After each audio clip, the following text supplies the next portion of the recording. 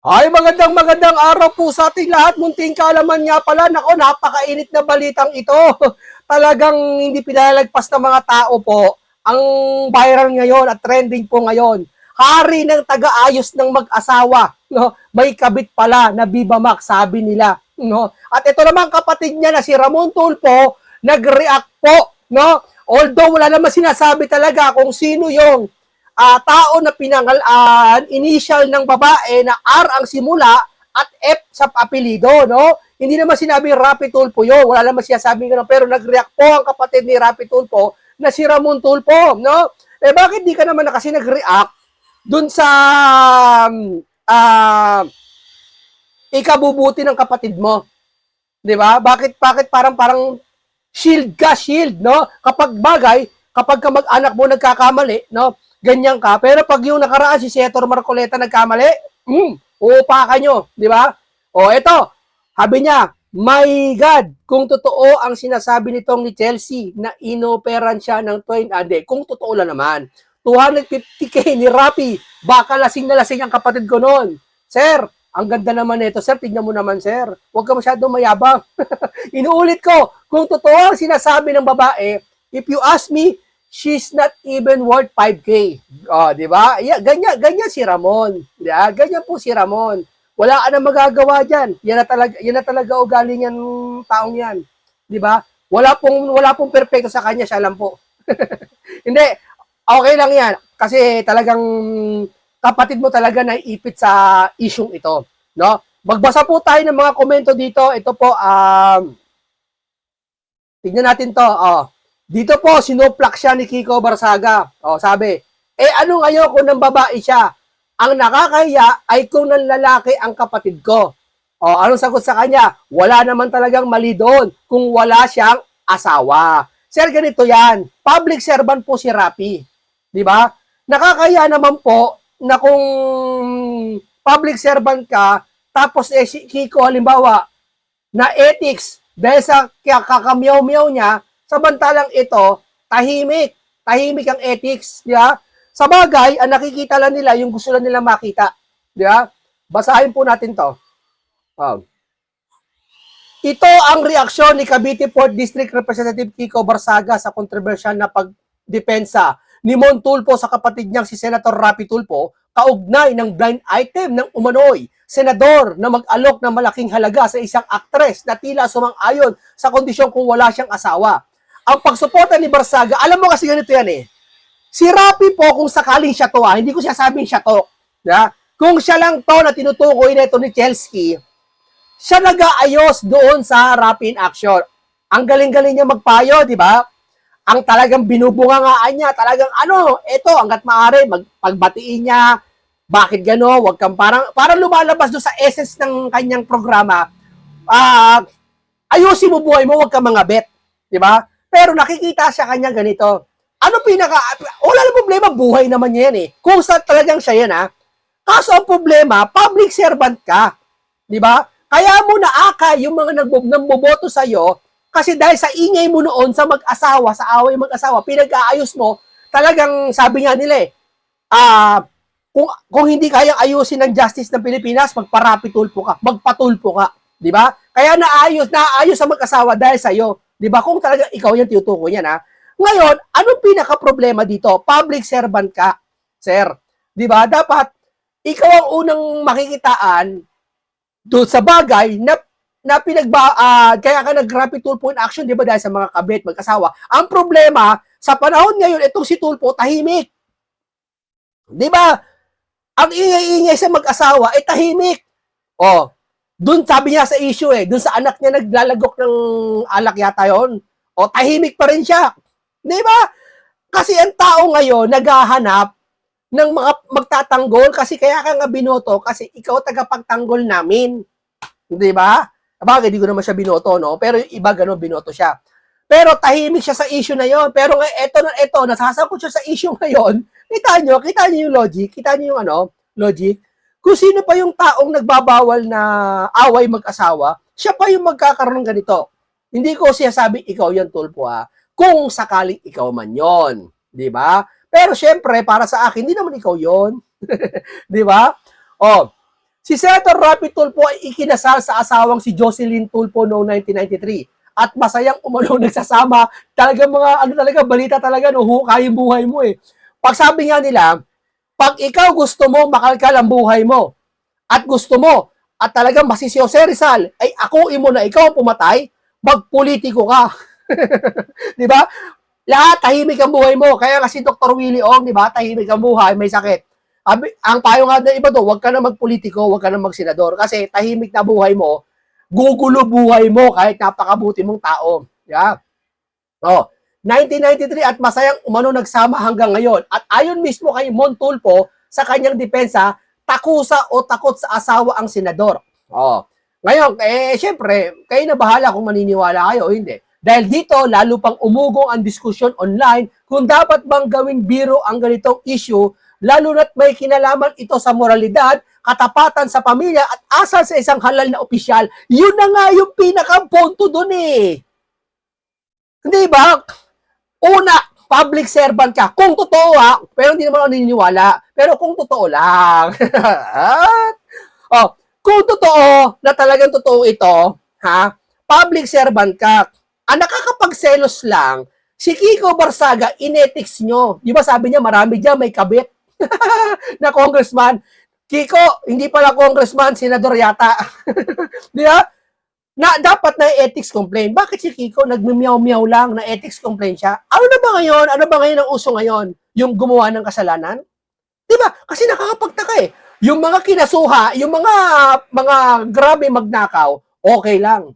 Pero si Rodante Marcoleta, yung sose niya, para mas mabigat, sabihin nyo, mas mabigat yung sose kaysa dun sa pagnanakaw. Eh kasi pinatutuunan ng pansin yung sose ni Marcoleta, hindi yung pagnanakaw eh. O, di ba? Yan ang nangyayari ngayon eh. Di ba? O ngayon, marami nagsasabi na ano kaya nangyari, baka daw hiwalayan si Rapi Tulfo ng kanyang asawa. Hindi naman. Kasi una, wala namang binanggit yung babae na siya yun. Di ba? Hindi naman confirm na talagang siya yun.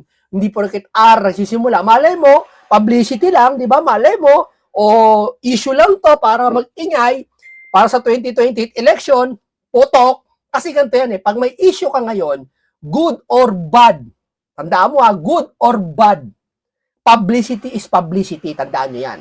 Pagkalipas ng 1 taon, 2 taon yan, ikaw pa rin ang hahangaan ng tao dahil sumikat ka. Totoo, hindi? Kahit di ba sila FNM, kilala mo niya naman, di ba? Grabe na yung bulgar ng sa kanya kung ano daw siya, scammer ganyan, scammer kuno, di ba? Bandang huli, pag nakita mo si FNM sa personal, mapapicture ka, tama? Di ba? Kay Labrador ba yon, yung malaki katawan? Di ba? Daming asar doon. Pero pag nakita mo siya sa personal, papapicture ka. Tama? Kasi good or bad, publicity is publicity pa rin. Kahit anong gawin mo. Kaya siguro, baka pinauugong ito, talagang angat siya, tapos bandang huli, syempre si Rapi, mabuti naman talaga ang ginagawa. Nagtumutulong sa kapwa, ganyan-ganyan, etc. etc. Syempre, ang maaalala ng tao, yung huling ginawa mo. Di ba? Kaya yan ang hirap sa Pilipino eh. Kahit anumang nakaw na ginawa ng ibang senador dyan at ang congressman, gumawa lang sila ng pinakahuling natandaan mo, nakabutihan, namigay. Di ba? Yung isa si Tambuluslos, di ba? Nai-issue ngayon. Na hindi pa natatawag sa Blue Ribbon Committee. Anong ginawa? Nag-post sa Facebook. Si Tambuluslos, namimigay ng mga pagkain relief good. O, sino mabuti? Siya pa. Di ba? Si Saldi, umaamin. Asa ng insertion? Ngayon si Saldi si Saldi, sabi niya ni Atty. Vic Rodriguez, si Saldi ko, yan ay hindi anghel. Hindi yan parang anghel, parang porket umamin yan, sasambay na natin yan. Hindi. Si Saldi ko, kasabot pa rin yan dyan. Sa isyong yan. Kaya, pero tingnan mo, yung ginawa ni Saldi ko, natandaan ng tao. Naging mabuti pa sa kanila yung tao. Ganun lang pala, pag nagnakaw ka, tapos yung huling matatandaan ng tao, gumawa ka ng kabutihan, absuelto ka na sa paningin ng tao. Di ba? Hindi, ano ibig ko sabihin? Public servant ka. Kung sakali man, kung sino man tong tinutukoy ni Chelsea, kung si Rapi man to o sino man to, dapat hindi ka, lalo may asawa ka. Ikaw ang magandang ehemplo kung ba't ka binoto ng tao. Kasi nga, yung programa niya, kung sakali siya to, na mag-away asawa, pinagbabati mo, pinagkaano mo, may demanda, may ganito, tapos ikaw din, ang gagamit. Sino maniniwala sa'yo? Di ho ba? Sino maniniwala sa'yo? Oh. O dito tayo, dumako tayo sa kabila. O, sa edad kong ito, ha? O, medyo bastos, basahin nyo na lang. Ha? Si Manoy daw. O, bastos yan, ayaan nyo na yan, matanda na yan. Di ba? Hindi maganda kasi yung pinagsasabi niyan eh. Ewan ko kung talagang yan eh hindi mo alam kung may sariling mundo ano eh. Buti pa si Ben Tulfo eh. Si Ben Tulfo may patutunguhan eh, hindi bastos eh. Bastos sa si Ben Tulfo pag bastos ka, no?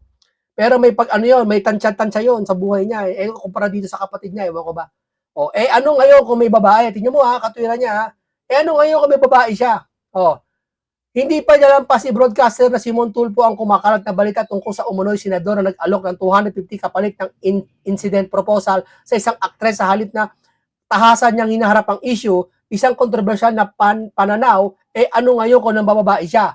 Ayon kay Simon Tulfo, natawa lang siya dahil balita agad ding sinagot ang mga haka-hakang itinuturo ang kapatid niyang si Rapi Tulfo bilang paksa sa blind item. Hindi raw siya naniniwala rito dahil takot sa asawa. Takot daw sa asawa, no? Ito nga balita David chismis lang daw baka iniwan ng asawa. Hindi. Hindi totoo yun. Di ba? Hindi totoo yun. No. Ngunit kahit pinagpalagay na may katotohanan ng balita, iginiit ni Montulfo na wala itong dapat ikahiya kung babae na iuugnay sa mambabatas. Mas kahiya raw para sa kanya ang umano'y kung ng lalaki inugnay ang sitwasyon sabay patukoy sa isang lalaking politiko na may umano'y mahilig sa basketballista. Sino kaya to mahilig sa basketballista na mambabatas na senador? Eh, ano to? Akla to, akla. Diba? Sino ba to? Sabi ng iba, chismis lang to ha, hindi sa akin to ha. Ito daw ay nasasangkot ngayon sa controversial. Ito daw ay kapatid ata ni anak ni Estrada. Hindi ako may sabi niya, chismis. Oo. Nagsisimula sa letter J na senador. Yun daw yun. Oh. Eh, sila na dyan. Pasahan na sila ng issue dyan. Kasi ang hirap sa ating mga Pilipino, no? Pag ikaw sumilip ng kasalanan, sasabihin nila sila sa'yo, bakit ikaw ganyan? Ikaw nga, may ganito eh. Hindi ganon. Di ba? Hindi porket ako may gumawa ng kasalanan, hindi na kita pwede silipin.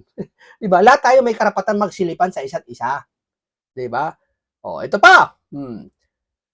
Ang nakakaya kung ng lalaki kapatid ko, gaya ng isang lalaki mambabatas na may mahilig sa basketballista, ito nga yun. Oh. Umani ng reaksyon sa social media ang pahayag, ito nga, advance ko na lang. Ang pahayag ito ay kasunod ng mga haka-hakang itinuturo ang kapatid, baba. Ayon sa kanya, hindi siya naniniwala, balita, takusa. Umulit lang. O, dito na po tayo, dumako muna tayo dito kay dito kay Mr. Harry Roque, no? Pakinggan natin to. Tapos na tayo diyan kay pero nakakaano lang ha. Nakakahinaya lang ha. Kung talagang sino man yon o kung si Rapi man yon, kung si Rapi lang, hindi ko sinabi si Rapi yun ha. Kung si Rapi lang kung sakali, ikaw ang tagapagpatupad dyan sa action Rapi mo, action niya, di ba, action, na sa mag-asawang away, pinagbabati mo, pinag-aayos mo, hanggat maaari makasuhan yung nangaliwa, o kaya may asawa na, natatandaan ko doon sa Rapi Tulfo in action mo, lagi mong pinapayo, kung totoo man yun, kung si Rapi man yun, na dapat ang asawa minamahal, isa lang, bakit ka naman nangabit, sino ka ba, gano'n, di ba? Natatandaan ko lahat ng payo niya. Ang hindi ako makapaniwala, kung ikaw man totoo siya, sabi nito ni Chelsea, na tip pa lang, 300, pumaldo na, eh nakakapanghinayang na 100, kung ikaw pala yan, eh ba't binoto pa ng ibang tao na ikaw? Kaya kasi binoto ng tao dahil kaya mong solusyonan yung away mag-asawa, away pamilya, mabilis kang takbuhan, madali kang lapitan. Pero kung isa ka rin pala sa gumagawa nito, eh sayang ang boto sa'yo. Parang ganon. Kasi bakit sayang lalo ang boto sa'yo? Kasi tahimik ka ngayon din eh. Tahimik ka sa issue eh. Na dapat ikaw ang inaasahan na magbunga nga, kayong dalawang magkapatid dyan, eh tahimik kayo. Di ba? Akala ko ba independent ka? Yung Erwin, hindi mo masisisi si Erwin, okay lang kasi may ticket siya kay Marcos dun sa alyansa. Kaya hindi siya makakapag-ingay. Medyo, sip yung bibig niya. Pero ikaw, independent ka eh. Bakit ganun? Di ba? Saan ka ba talaga? Sa panig ka? Diyan sa mga politiko na binoto na ng taong bayan katulad mo? O sa aming mga taong bayan? Ay, ka naglilingkod? Di ba? Yun ang tanong ko. Kaya syempre yung taong bayan, hindi magkataka sa mga ganitong issue na tanungin ka. Ikaw ba to? Magpaliwanag ka kung ikaw to. Di ba? Mag-TV ka, dami mo social media. Magpano ka. Kasi ako naniniwala ako, hindi ikaw to, Rapi. Hindi ikaw to. Ayoko tanggapin na ikaw to. At hindi rin ako naniniwala ikaw to. Pero syempre, sa bato ng tao, doon sa mga clue na binigay, dapat ipaliwanag mo na ako ba to? Hindi. Magpaliwanag ka sa TV. O, tapos, hindi ako yan. Nag-iimbento yan. O, sino ba yung babae na yan? O, magkaharap. Di ba? O, ganun ang hinihintay namin. Di ba? o, pahinga natin. Pero matapos na tayo dyan, ayaan nyo na yan. Matapos na tayo dyan. Dito muna tayo kay Harry. Ha? Pahinga natin to. Pero sa mundo ng politika, nakaka-apekto sa ating mga pang-araw-araw na buhay. At ngayon, pag-usapan natin ang inamin ng mga congressman na naghahanda na naman sila ng panibagong impeachment complaint laban kay VP Sara. Well, siyempre, no? Kaya sila naghahanda ng impeachment complaint ngayon dahil ang sabi ng Korte Suprema, yung hinaing mga impeachment complaint ng nakalipas sa taon ay barred dahil more than one impeachment complaint yan, no? At nagkaroon nga sila ng hindi lang 3, kundi 4 na impeachment complaints pa. So, na-dismiss yun. So, ngayong patapos na yung 1 taon na naman at yan po ay Eto hindi ko lang totoo to. Doon kay Boy Tago, inimbestigahan ni Boy Tago, kailan nyo si Boy Tago? Saka si Pepsi. Magkakambal yan dalawa na yun eh. Parehas tumanda sa Senado. Ayon kay Boy Tago, di ko lang kung chismis to, balita to iimbestigahan daw ngayon sa Blue Ribbon Committee yung bangko ng joint account yata ni Duterte at ni Sara. Wow! Sabi nila, totoo daw siya sabi ni Trililing na meron daw. Ang tanong dito, bakit ngayon yung lang ginagawa to? Mas may importanteng imbestigahan yung mga flood control. Bakit pag kay Presidente Sara, kay Vice President Sara, ang bibilis nyo mag-imbestiga? Pagkalaban ang bibilis nyo, kay Marcoleta, ang bilis nila. Kay Kiko, ang bilis nila. Bakit pag yung kalaban nila, ay yung kabila, ang babagal at halos wala? Di ba? Ni executive session niya si Sandro pati si Tambaluslos Narinig ba namin sa ICI? Yun na nga lang kaligayahan namin, marinig namin ang katwiran nila Paano mapapaliwanag yung flood control issue na to, mga insertion Hindi pa namin narinig. Di ba? Yun na nga lang kaligayahan namin Di ba? May karapatan kami mga taxpayer na pumili ng kandidato na aming susuportahan at ang aming sisimpatyahan. Wala kayong pakialam kung simpatya namin si Marcoleta o si Sara man o sino man. Wala kayong pakialam doon. Kasi taxpayer kami. Di ba? Galingan nyo para kami sumimpatya sa inyo. Ganun lang yon. Sa buwan ng Pebrero, ilang tulog na lang, 2 buwan na lang, naghahanda na ang mga congressman para sa panibagong impeachment laban kay VP Sara. Wala tayong inaasahan mga bagong basihan Yung pa rin gas-gas na 125 million confidential fund ang magiging dahilan nila at sasabihin nila graft and corruption yan. No? Mantakin ninyo 125 million. Baliwala yan sa 12 billion confidential fund ngayon ni Marcos Bangag Jr. No? Baliwala yan sa 1 trillion flood control projects na linamo ng mga walang yan congressman at senatong sa nakalipas sa 3 taon na administrasyon ni Marcos Jr. Pero talagang hindi nila tatantanan si VP Sara dahil magta si VP Sara at hanggang hindi natanggal yan. Kung ano mga pinagagawa na nga minamadali na yung yung anti-dynasty bill Kung ano naman pinagagawa nila. Takot na sila Maupo si Sara, konting panahon na lang Di ba sabi ko nga parang si Satanas? Alam ni Satanas, konti na lang panahon niya. Di ba? Kaya nandadamay na. Di ba?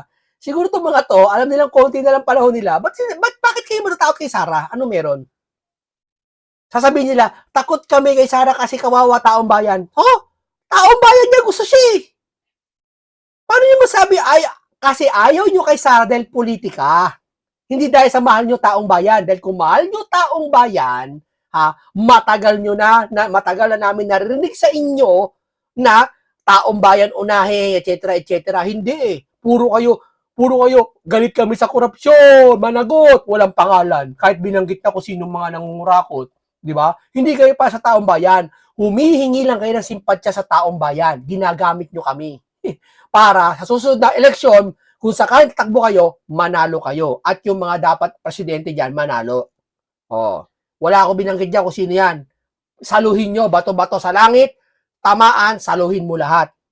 Lang prospective na papalit ng presidente, hindi lang sa 2028 at malay nyo, bukas, talagang hindi magkakaroon ng mahimbing na tulog ang mga Marcoses.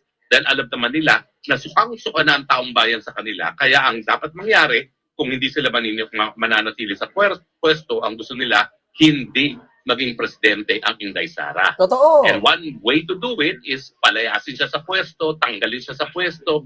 Ipakulong pa nga eh. Kasari-saring kaso, diba? May maghahain pa si Traliling eh. Ng plunder yata yun eh. Grabe sila, no? Focus na Traliling eh. Yeah? Para sa niya, tanongin mo siya, para siya ginagawa mo. Pasabihin niya, para sa taong bayan. Ha? Pinoproteksyon niyo. Hindi. Kung para sa taong bayan niya, dapat lahat ginagawa mo. Pati kay Saldi, kumikilos ka rin. Isang vice president na sa ganon, hindi makaporma pagdating sa 2028. At kung may mangyari man kay Marcos Bangag Jr., sabihin na natin mag-overdose sa kanyang cocaine, hindi magiging vice president ang Inday Sara Duterte. Ano nga ba mangyari kasi kapag na-impeach si VP Sara at natanggal bilang isang vice president? Alam niyo ba na si Marcos Bangag Jr. ang siyang magtatalaga ng vice president? And take your pick kung sinong gagawin niyang vice president. O pwede si Tambaluslos na naglalaway para maging vice president na siya makatakbo sa susunod.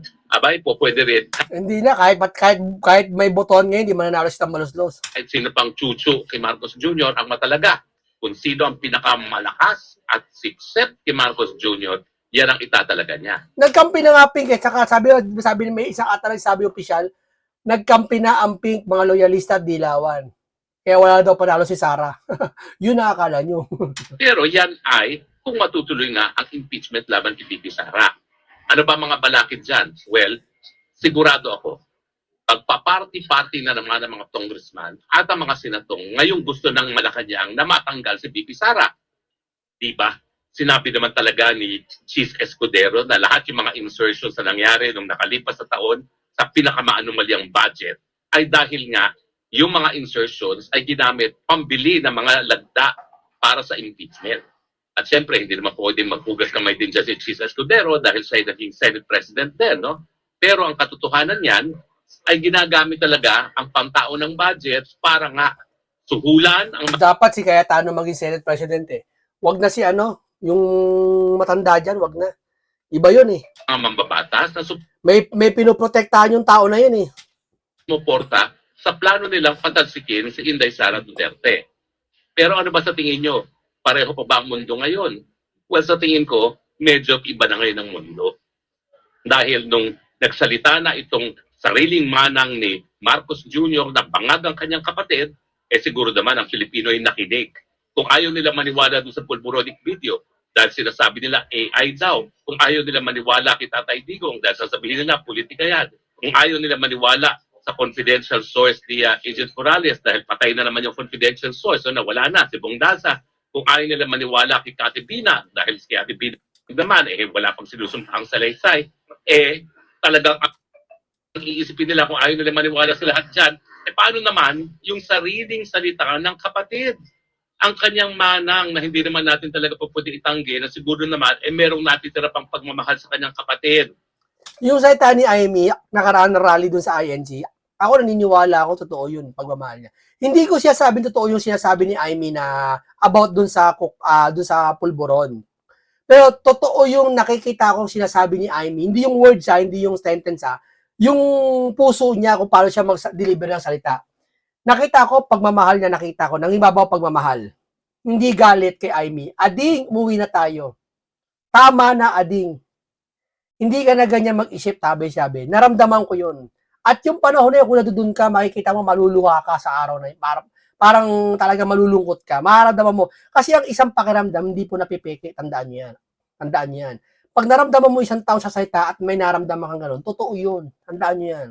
So yung kanyang mga salita na nag-aamin na talagang bangag ang kanyang kapatid. Hindi kayang pikein ng puso. Yung isip, paningin, nagadaya tayo. Pero yung puso, hindi kayang pikein. Tandaan niyo yan. I can imagine, napakasakit para kay Amy Marcos sabihin yan. So ano ngayon ang sasabihin ng mga dilawan? Ano ngayon ang sasabihin ng mga loyalista na ayaw maniwalang bangag ang ating presidente? Hindi, naniniwala yan. Ari, hindi nila pwedeng gamitin yan sa pagkakataon na yan kasi nga, gusto nila mapanatili yung mga supporters ni BBM mapunta sa kanila. habang maabang si BBM, papaupo ng papaalis na pwesto sa 2028 bilang pagtatapos ng termino, ang gusto nila, yung mga supporters ng BBM, mapunta sa kanila. Kumbaga, panliligaw ng simple yan. Subukan mo pag nakaupo ng mga dilawan, tamo, hahamakin nila ang Marcos. Hindi lahat yan, ha? Sa nasabi ni Manang Aimee. Diba? Siguro naman matatanggap nyo na ang mga bilikas na salita ni Amy Marcos na pangagang kanyang kapatid ay tunay at pawang mga katotohanan lamang. So, sa tingin ko, dahil nagsalita na si Amy Marcos, mag-iisip na ng 10 beses ang mga congressman. Dahil may posibilidad, una-una, baka ma-overdose yan at maging presidente si Inday Sara bago pa matsugi sa pwesto. Ano na lang mangyayari sa kanilang mga distrito kung malilista sila ni Inday Sara bilang sumuporta sa mga impeachment. So alam nyo yung mga politiko, magagaling yan, pumulso. Kung ang tracking nila, talagang hindi natatagal ang Marcos Jr. kahit magkanong gasto. Alam ng mga political yan, lalo si Llamas, may alam yan. Totoo yan, oo. Alam mo yan mga yan, babad na babad sa sa pag-iisip, nag-over, talagang nag-brainstorm yan, alam nila yan. Maski nga kami, vlogger lang natural alam namin yung mga possible na mangyari, di ba? Kasi para bilhin ng mga boto nila, hindi makakasigurado si Marcos Jr. na meron siyang sapat na boto para masibak na naman itong si Inday Sara Duterte. Sabihin na natin meron pa rin silang mga boto, no? Ang isa pang balakid ay Senado. Nung dati-rate, ang ginamit ni Noynoy Aquino para ma-impeach itong si Corona, yung tinatawag na PDAF. Okay? Hindi PDAF, yung DAP, Development Acceleration Program, no? Na talagang binigyan ng mga taga 50, magkano ba yun? Parang taga, nakalimutan ko na kung ilang hundreds of millions yung binigay ng proyekto sa mga senador para bumoto, no? Sa pagtatanggal kay Chief Justice Corona, no? Ako, tumayo ako doon bilang isang private prosecutor, pero hindi naman po aktibo doon, no? Dahil ako naman po, naniwala doon sa mga pratang na lahat ng mga public employees ay kinakailangan sumusunod sa batas, lalong-lalo doon sa SALN. Hindi ko naman alam na talagang ang sakit ng... Madaling dayain ng SALN. Ako, taga-gobyerno ako. Hindi ko ba siya sabi madaling dayain, no? Pero may hindi totoo dyan para sa akin Ang buwisit ng mga Aquino, ayaw ibigay yung mataas na balor para sa Hacienda Lucita. At ngayon, meron ng 24 billion na balor ang Hacienda Lucita na pinababayad ng gobyerno. Siyempre, nagkaroon na ng alyansa ngayon ang Marcos Aquino Cojuangco. Dahil talaga naman ang politika sa Pilipinas, pera-pera lang yan. Gaya ng impeachment lamang kay BP Sara. Dati nila sinuka si Marcos, di ba? Never again. Talagang, di ba, nangangampanya si Lenny, kalaban si Marcos. Talagang dinudurog nila si di ba? Bago naging BP si si Lenny, dinudurog nila talaga, durug to si Marcos. Di ba? Si Duterte kasabayan, di ba? Oo. Pera lang din yan. Pero yun nga po ang aking sinasabi. Baka hindi makuha ng pera-pera lang yan. Dahil magaling ang radar ng mga politiko. Kung alam nila talaga na bilang ng araw ng Marcos Jr., huwag niyong asahan na madadalihan sa pera-pera. Anong ehemplo nito? Di ba yung impeachment ni Erap Estrada? Si Erap Estrada talagang popular na artista. Nakakatakot labanan. Pero nung napansin ng taong bayan, napansin ng mga politiko na galit na ang taong bayan kay Erap dahil sunod-sunod yun nakikita nila mga palasyo sa mga Forbes Park na binibigay niya sa mga girlfriend niya, talaga nagalit ang taong bayan. Anong ginawa ng Kongreso? Maski kontrolado ni Erap ang Kongreso dahil siya ay popular na popular, maski ginamit din niya ang pangtaunang budget para labanan ang impeachment, buboto pa rin ang mga politiko sa pangunguna nga ni Manny Villar. Kasi ang mga politiko, magaling ang radar sa pulso ng bayan. Basta yun nga yung pulso ng bayan Gagalitin mo muna ang tao. Katulad nga itong sabi ko, di ba, Chorya ko, kung sakaling yung isang, di ba, yun nga, yung sa Viva Max, may girlfriend daw, simula sa letter R, maaring gagalitin mo na yung tao, tapos bandang huli, pag 2028, saka siya, boom! Alam mo yun? Lalo siya magugustuhan ng tao Kasi ang gusto ng tao, astig Wow, daming chicks, astig. Di ba? Yan ang gusto Hindi nila po pwedeng baliwalain ang pulso ng bayan. Kung ang ibig sabihin ng... Di ba sa Tatay Digo, bago tumakbo, mayor pala, sabi niya, may chicks ako, may kabit ako. Ang dami natutuwa. Siguro, baka pa-under lang to, yung natachorya ko Boto nila para sa impeachment ni Sara Duterte, ay magiging dahilan para matapos ang kanilang karera sa larangan ng politika, hindi nila gagawin yan. So ako naniniwala ako na bagamat kikita ang karamihan ng mga politiko dahil dito sa bago na namang impeachment laban kay Inday Sara, hindi sila makakasigurado na meron na silang numero. Dahil nga ang mga politiko, mas gusto nilang manatili long term kesa maging kaaway ng isang nakaupong presidente. Itaga niyo yan sa baso. Totoo yan, totoo yan. So ang importante sa taong bayan, kinakailangan iparating nyo ang galit niyo sa Administrasyong Marcos. Nang sa ganun, matakot ang inyong mga kongresista na sumuporta sa walang basehang impeachment laban kay Inday Sara Duterte. Wala naman talagang basihan yan 125 million na ginamit para sa investigasyon. Tapos mas iniimbestigan yung 125 million kaysa doon sa bilyon-bilyon. Nakakatawa, no? Kita nyo, alam mo hindi naman to palaki kung magkano ninakaw no? Pero yung act nila, hindi bagay doon sa malaking ninakaw. Kasi mas para bang mas malaki ninakaw ni Sara doon sa action nila kaysa doon sa bilyon na ina-action nila. Diba? Mga anomalya. Parang amazed, gulat na gulat sila, ninakaw ni Sara 125 million. Tapos yung bilyon, wala lang sila. Tahimik sila. Yung mga nagmamasid lang. laptops na binili sa pamamagitan ng kumpanya na alam naman natin ay pag-aari din ni Zaldico o iba-ibang paggamit ng intelligence funds. Yung paggamit ng intelligence funds, confidential funds, para nga malaman ang mga hakbang ng mga CPP-NPA sa mga eskwelahan na talaga namang tradisyonal na ginagawang recruitment ground ng mga pulahan. Hindi ba tamang paggastos naman yan? Pero ang punto nga, dahil confidential, hindi dapat dinidiscuss sa publiko. Kaya nga, yung sunod-sunod... Totoo yan. Dapat, kung si Sara lang inimbestiga sa confidential pa, dapat lahat, hindi si Sara lang. Bigay ng passing marks, yung unqualified opinion ng COA sa Vice President, yan ay patunay na walang winaldas na salapi ng bayan ang VP Sara. And yet, bakit pa sila nagpapatuloy sa impeachment? Ang sagot, dahil nga gusto nilang matanggal ang tinik sa administrasyon ni Marcos. Totoo talaga. Kasi walang kalaban sa 2028. Sino kalaban? Wala nang Marcos, hindi na makakatakbo Marcos. Siyempre, tumakbo na Sino kalaban?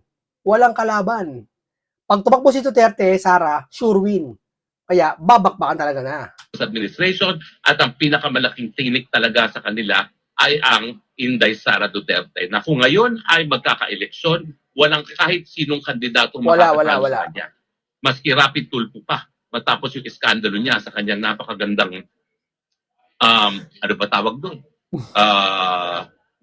Christmas guest. Ikaw naman, sir. Pinaalala mo pa. Nakalimutan na nga namin kay Rapi. Katalakay na natin kanina Sa'yo na nga ako nakapost, pinaalala mo pa. Wala yun. Hindi naman siya yun Ako naniniwala, hindi ako si Rapi yun. Simula sa letter R, nagtatapos sa may F sa pangalan, pangalawa sa pinakahuli. Ikaw naman, hindi naman si Rapi Tulfo yun. Ikaw naman, marami dyan R na may F din. Rodante Parcoleta. Marami ikaw naman, hindi si Rapi yun. Hindi ako niniwala si Rapi Tulfo yun. Na 250,000 ang kanyang tip, no? Pero okay, ganito lang po muna tayo. Yan na pag-usapan lang naman. Mga teorya ko lang yan, mga opinion ko lang yan, no? Hindi po, overall, hindi po si Rapi Tulfo yun para sa akin. Hindi po. Hinala lang yun, teorya lang nila yun. Hindi po si Rapi Tulfo yun. Pero kayo na po, syempre, ang humatol. Di ba? Basahin ko po isa-isa, kayo na po humatol dyan. Kung sino talaga yung tinutukoy na R ni Chelsea at may F sa pangalan, pangalawa sa huli. Okay? Paalam sa inyong lahat.